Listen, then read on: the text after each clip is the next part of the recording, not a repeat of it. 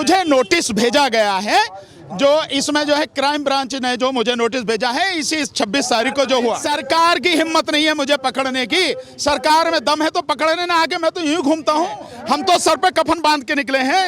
हमारे लिए तो जिंदगी और मौत का सवाल है, या तो जीत के जाएंगे नहीं तो मर के जाएंगे। हम तो साफ कह रहे हैं खुलेआम, इससे क्या फर्क पड़ता है। बीजेपी सरकार के गुर्दे में इतना दम नहीं है कि सीए एनआरसी लागू कर सके। अगर है हिम्मत तो लागू करके बताओ, हम दिखाएंगे कैसा होता आंदोलन। आंदोलन की हमें कोई पता नहीं है कब तक चलेगा, लेकिन हम जब तक नहीं जाएंगे जब तक जीतेंगे नहीं। और मोदी सरकार घुटने नहीं टेकेगी जब तक हम में से कोई हिलने वाला नहीं है। तो 2022 तक ये सरकार पूरी तरह से उखड़ जाएगी, बीजेपी का बेड़ा गर्क हो जाएगा। आप मान लीजिए। नमस्कार दोस्तों, मैं सोनू सिंह और आप लोग देख रहे हैं DS4 न्यूज़। इस वक्त मैं मौजूद हूं यूपी बॉर्डर पे। हमारे साथ मौजूद हैं एडवोकेट माने जाने जो हैं भानु प्रताप जी, जो कि सुप्रीम कोर्ट के वकील हैं। और साथ ही साथ में जो है आज हम दिल्ली के जंतर मंतर पे गए हुए थे, जो कि जो है लेटरल एंट्री को लेकर के है। वहाँ पे विरोध प्रदर्शन जो है भारी संख्या में जो है वहाँ पे बहुजन समाज के लोग आए हुए थे, अन्य जाति के भी लोग आए हुए थे। हालाँकि जो है लेटरल एंट्री को लेकर के जो है एक भारी संख्या में जिस तरीके से देखने को मिले आंदोलनकारी, उसी तरीके से जो है किसान आंदोलन में जो है किसान भाई जो है डटे हुए। हालांकि 2.5 महीने से ज़्यादा का समय धीरे धीरे निकल रहा है। कैसे देखते हैं पूरा आंदोलन है, कैसे चलने वाला है, आइए बातचीत करते हैं। सर, आज जो लेटर एंट्री को लेकर के बातचीत चल रही थी, कैसे देखते हैं आप? नहीं, पढ़े लिखे लोग ही लायक हैं, बाकी मोदी जी जैसे अनपढ़ किसी लायक नहीं है। ये देश का दुर्भाग्य है कि वो प्रधानमंत्री बन गए हैं। बाकी इस देश को अगर सही दिशा दिखाएंगे तो पढ़े लिखे लोग ही दिखाएंगे, जो काबिल लोग हैं वही दिखाएंगे। वही इस आंदोलन का, देश में होने वाले जो आंदोलन है और भी आंदोलन है, सबको एक सही दिशा देंगे और तभी आंदोलन आगे बढ़ेंगे, मजबूत होंगे। ये आंदोलन भी जो है, इसमें जो ऐसे कई लोग हैं जो बहुत ईमानदारी के साथ, पूरी निष्ठा के साथ, पूरी मजबूती के साथ में इस आंदोलन को हर तरह का सहयोग दे रहे हैं। और उन्हीं की वजह से धीरे धीरे आंदोलन लगातार मजबूत होता जा रहा है। उन्हीं की वजह से लोगों को इन कानूनों की सच्चाई पता लगती जा रही है। सर, अभी तो किसान आंदोलन चल रहा है, लेकिन जगह जगह से जो है हर समाज के लोग हैं सड़कों पर उतर रहे हैं। कैसे देख रहे हैं, क्या चीज दिखाना चाहते हैं? नहीं, जिस भारी संख्या में लोगों को सड़कों पर उतरना चाहिए, अभी तक उस संख्या में लोग सड़कों पर उतरे नहीं हैं। शायद लोगों की सहन करने की शक्ति अभी बरकरार है। और मैं समझता हूं जीने के 2 ही रास्ते हैं। अगर आपके सहन करने की शक्ति अभी बरकरार है तो जूते खाते रहो, अन्याय और अत्याचार सहन करते रहो, घरों में बिलों में बैठे रहो। और अगर आप की अन्याय और अत्याचार को सहन करने की शक्ति खत्म हो गई है तो सड़क पर आंदोलन करने के अलावा या आंदोलन में शामिल होने के अलावा दूसरा कोई रास्ता बचा नहीं है। इसलिए जिन लोगों की सहन शक्ति खत्म हो चुकी है उन्हें सड़क पर आना चाहिए, आंदोलन करना चाहिए। और उसी तरह के समान अर्थ या समान तरह के जो आंदोलन है उनको पूरा सपोर्ट करना चाहिए। क्योंकि एक व्यक्ति के आंदोलन करने से या एक तरह के लोगों के आंदोलन करने से कई बार सफलता नहीं मिलती, पर अगर सब लोग मिल जाएं तो सबको सफलता मिलेगी। आप देखिए, जैसे आज की तारीख में है, देश में निजीकरण बहुत ताकत के साथ बहुत बुरी तरह से हो रहा है। हर चीज को मोदी सरकार निजी हाथों में दे रही है और मोदी सरकार ने मान लिया है कि निजी हाथों में चला जाएगा तो देश का भला हो जाएगा। जबकि सच्चाई कुछ और है। निजी हाथों में जो चीज चलेगी वो केवल एक या चंद लोगों के फायदे के लिए होती है, बाकी सबका बेड़ा गर्क कर देती है। अगर आप इसको तरीके से देख लें तो इन्होंने रेल चलाने की कोशिश करी, निजी जो रेल चलाने की कोशिश करी वो रेल ठप हो गई। उसके बावजूद भी अभी ये इनकी समझ में नहीं आ रहा और 150 रेल और जो है स्टेशन और ये सारी चीज़ें इन्होंने अडानी को दे दी हैं, उसे चलाने की कोशिश कर रहे हैं। सबका बेड़ा गर्क होगा क्योंकि वो चंद व्यक्तियों के लिए, एक आध कंपनी के लिए काम होता है। तो इस सब के जब इतना सब कुछ हो रहा है और निजी क्षेत्र में सारी चीज़ें चली जाएंगी तो जब पूरा सार्वजनिक क्षेत्र बर्बाद हो जाएगा, नौकरियां कहां से आएंगी? उसमें जो करीब 15 लाख लोग नौकरी करते हैं वो कहां जाएंगे? उनको नौकरियां कहां से मिलेंगी? नहीं मिलने वाली। इसलिए सब लोगों को मिलकर साथ में आना चाहिए। सर, जिस तरीके से पत्रकारों के ऊपर जो दमन किया जा रहा है, वकीलों के ऊपर भी जिस तरीके से मुकदमे लगाए जा रहे हैं, चाहे जांच एजेंसियां बैठाई जा रही हैं, सर सुनने में ये भी आया कि शायद आपके ऊपर भी बैठाया गया है, किस तरीके? नहीं, मुझे नोटिस भेजा गया है, जो इसमें जो है क्राइम ब्रांच ने जो मुझे नोटिस भेजा है इसी 26 तारीख को जो हुआ। सर कमेंट आने लग गया है कि अब आप पकड़ में आए हैं सरकार की। अरे सरकार की हिम्मत नहीं है मुझे पकड़ने की, सरकार में दम है तो पकड़ने ना आके, मैं तो यूं घूमता हूं, कहां क्यों नहीं पकड़ लेती है। लेकिन ये गीदड़ भभकी है, बंदर भभकी है, डराने की है और कुछ नहीं है।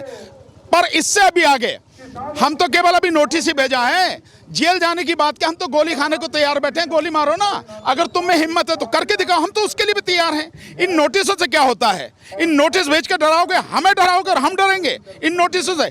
इन नोटिसों से हमारा एक भी साथी नहीं डरता। जो सरकार ये भेज रही है, समझ रही है कि नोटिस भेज के ही सब कुछ कर लेगा, इन नोटिसों से कुछ नहीं होगा। सरकार दमन जो कर रही है, आप मान लीजिए कि सरकार की उल्टी गिनती शुरू हो गई। इसके अब अच्छे की नहीं, अब मैं कह रहा हूं इस सरकार के बुरे दिन अब शुरू हो गए हैं। और अब बहुत जल्दी आने वाले समय में 2024 नहीं, 2024 से पहले, और मैं जहां तक समझ पा रहा हूं अगर वो सही होगा तो 2022 तक ये सरकार पूरी तरह से उखड़ जाएगी, बीजेपी का बेड़ा गर्क हो जाएगा। आप मान लीजिए इस बात को। तो ये जो दमनकारी काम कर रही है, मैं तो कह रहा हूं खूब बोले। मैंने तो तब भी कहा था जब कांटे और कील ये लगाए थे कि पूरे और लगाए ना, जितने भी दिल्ली में आने जाने के रास्ते सब पे लगाए, सरकार को समझ में आ जाएगी। इन सबसे हम में से कोई भी घबराने वाला नहीं है। हम तो सर पे कफन बांध के निकले हैं। हमारे लिए तो जिंदगी और मौत का सवाल है, या तो जीत के जाएंगे नहीं तो मर के जाएंगे। हम तो साफ कह रहे हैं खुलेआम, इससे क्या फर्क पड़ता है।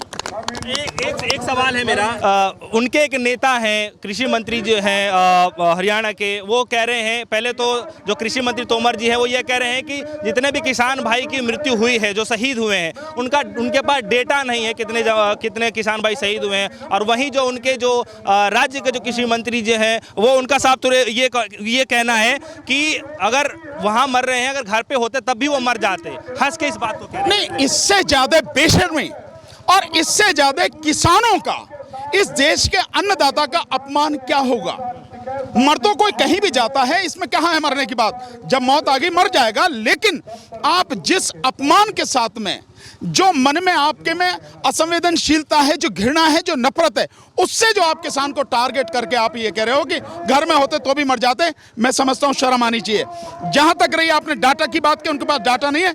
डाटा तो मोदी के पास भी नहीं है, उनका नहीं है, जिनके ऊपर आपने देखा था कि जो वो फ्रंटलाइन वर्कर थे, जो डॉक्टर थे, नर्स थे, उन पे एयरफोर्स के माध्यम से फूल बरसाए थे। उन्हीं डॉक्टरों की लगभग डॉक्टर हैं, उनकी मौत हो चुकी है और सरकार के पास डाटा नहीं है। वो कह रही है केवल 162 जो हैं वही डॉक्टर जो उनकी मौत हुई है, जबकि जो इंडियन मेडिकल एसोसिएशन है वो कह रही है कि नहीं, डॉक्टर जो उनकी मौत हो चुकी है। तो डाटा उनका नहीं है। जो उसमें मर गए कोरोना के काल में, जो प्रवासी मजदूर जो वो मरे, उनका डाटा नहीं है। डाटा किसका है इनके पास में? किसी का भी डाटा नहीं है। सर एक सवाल है कि लगभग 2.5 महीने होने को हो गए हैं, किसान भाई बैठे हुए हैं, टिकरी बॉर्डर हो, चाहे गाजीपुर बॉर्डर हो या फिर सिंधु बॉर्डर हो, लगातार किसान भाई बैठे हुए हैं। सर सवाल ये है कि सरकार जो है किसानों को समझाने के लिए है, एडवर्टाइजमेंट कर रही है। करीब 8,000 करोड़ रुपए का जो है उन्होंने वो कर दिया है, 8 करोड़ रुपए का बजट का वो कर दिया है, खर्च भी कर दिया है एडवर्टाइजमेंट करने के लिए, किसानों को समझाने के लिए। उसके बाद भी किसान नहीं, थोड़ा बजट है, अभी बजट और बढ़ना चाहिए। मैं समझता हूँ 8 लाख करोड़ बजट होना चाहिए प्रचार में, ताकि जो है किसानों के खिलाफ आप हल्ला मचा सको। क्योंकि ये तो प्रचार की सरकार है, विज्ञापन की सरकार है। मोदी जी के विज्ञापन पर ही 2 लाख रुपए प्रति मिनट के हिसाब से जो खर्च हो रहे हैं, तो कितना बड़ा विज्ञापन वो दे रहे हैं। ये इनसे कुछ नहीं होने वाला, क्योंकि ये हकीकत को झुटलाकर केवल झूठ का प्रचार करते हैं। तो ये चाहे जितना प्रचार करें, लेकिन सच इस देश के लोग जान चुके हैं।